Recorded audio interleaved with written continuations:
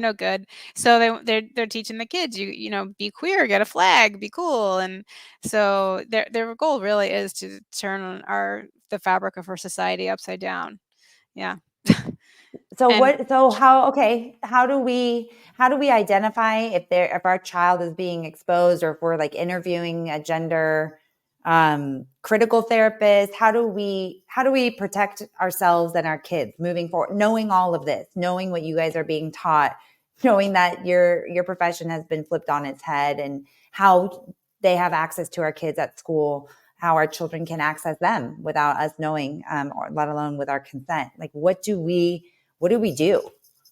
I mean, the first step is, in general, I just want to say to everybody listening, is to trust yourself and not just follow any expert, even someone that might be like-minded. Still think for yourself.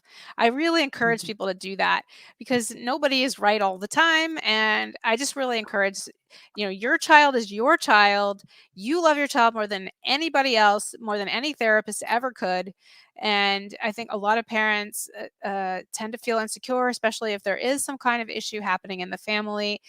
You could potentially need help, but at the same time, I really encourage people to trust themselves, because when they feel so insecure, they feel like they're floundering, they're in crisis. That's why they're being taken advantage of. That's how they're being manipulated so easily, because they're in a vulnerable space, and this is a therapist that's supposed to be kind and nice and to help, so they get swept up. So even when you're in crisis, like, always keep your antennas up, because uh even after you found someone you think is good, stay with it. So um there are actually a bunch of questions in my book that to screen a therapist. One of the biggest ones is stuff we talked about before, involving the family. So you ask the therapist, how do you involve the family? Make sure that you're part of the process. If a therapist wants to work with your child without you involved at all, that's malpractice. They shouldn't do that.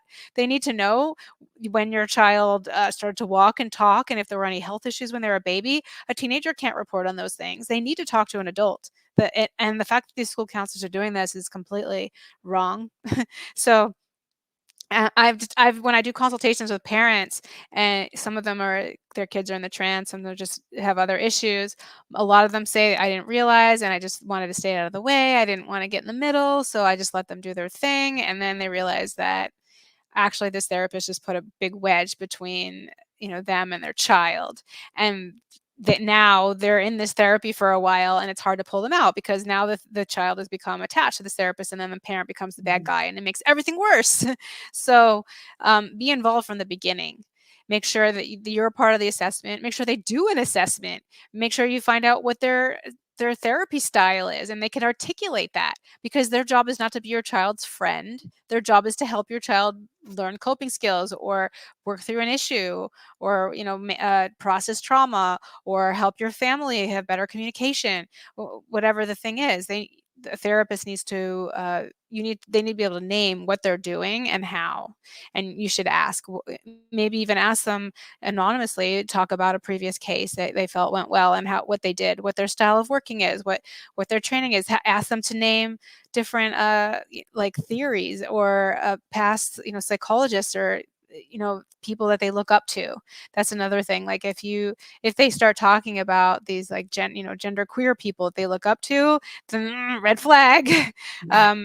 So they should, a lot of them just don't even have any skills, because they've learned to be activists, they've learned just to be nice, and they've learned to affirm. That's not therapy. So if they can't articulate it, then clearly they're not going to be a good therapist. They should be able to say that. Even if they're fresh out of school, they should be able to articulate that. So those are a few things there. What was the other question? How do you know if your kid's being No, just sucked in? Oh. Yeah. No, and I think another big part, you mentioned just trusting your gut, being involved right out the gate, and then asking these questions. And then also, I heard it, and we say it here, like, just not contracting out the role of parents. Like you said before, that parents would just be like, oh, you fix him, you fix her, you let me know what to do. But we can't afford to do that anymore, because of the background that these people are coming from. So we have to get involved. We cannot continue to trust blindly, either because we're lazy or out of necessity. So I heard that you say that earlier too. Mm-hmm. Yeah, that's a big important thing. And therapy And is so not then what all is oh, you, yeah. we have the delay. I No, was going no, to say go therapy is not all ahead. it's cracked up to Yeah. be. I think people run straight to therapy. As soon as there's a problem, they run straight to therapy. Let's go to a therapist. I'm going to be a responsible parent. Get my kid into therapy. Well, I'm not against therapy. I've clearly been a therapist, supervised therapist. I'm for it. But I think it's overused. And I think people run to it too quickly. I think some things could be done without therapy. And I think, especially for kids, a lot of times they'd be better off outside. They'd be better off with their friends rather than sitting in a session talking about their feelings, especially without an end goal. It's not healthy. So I would recommend that the family try to work through it first, or figure out, what did you try first before you just go straight to a therapist. Of course, it depends on the severity of the behaviors. If there's danger, something you're really worried about, then of course, there's a little bit more of discretion there. No, I forgot what else Well, you asked. that's such a good point. I mean, I think that our society is starting to wake up that going to the meds, going to the therapy, going to the doctor, getting the treatments, that a lot of times those are just covering up the root problem, and we need to figure out what the root problem is. There's pretty much like an overall general distrust right now